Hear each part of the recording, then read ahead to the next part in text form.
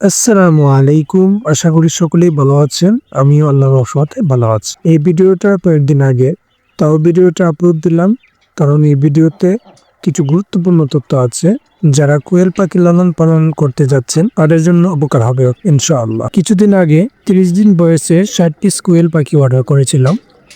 আজকে ফোন আসলো কোয়েল পাখি নিয়ে আসতেছে।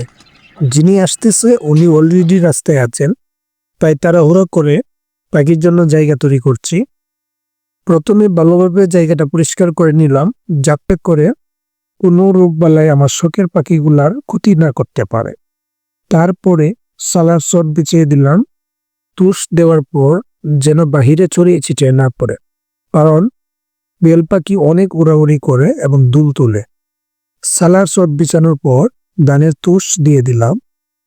খাবার পাত্র এবং পানি পাত্র রেডি করে রাখলাম, যাতে করে পাখিগুলা আসার সাথে সাথে ওদেরকে পানি দিয়ে দিতে পারি, কারণ পাখিগুলা অনেক দূর থেকে আসবে। পাখি আসতে থাকুক, এই পাখি আমার নতুন কিছু অতিথির সাথে পরিচয় করিয়ে দিই।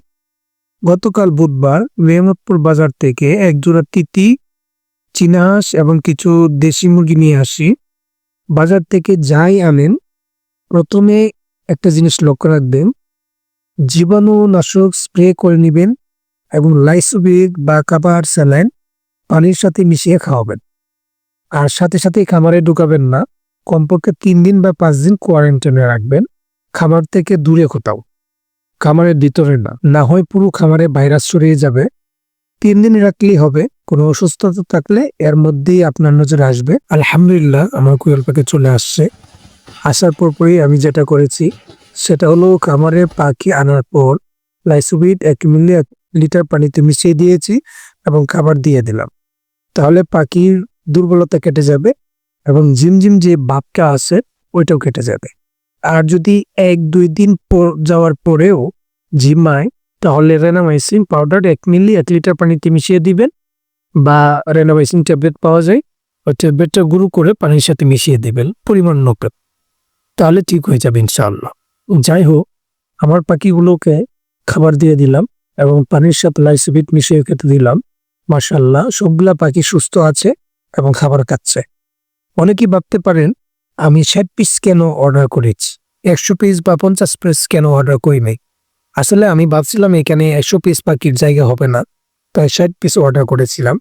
যদি 60 পিস পাখি জায়গা না হয়, তাহলে 10 পিস পাখি অন্য আরেকজনকে দিয়ে দিব, সে আগে থেকে বলে রেখেছিল। এই হিসাব করেই মূলত আমার 60 পিস কোয়েল পাখি অর্ডার করা। এখন দেখছি 100 পিস অর্ডার না করে আমি ভুলই করলাম।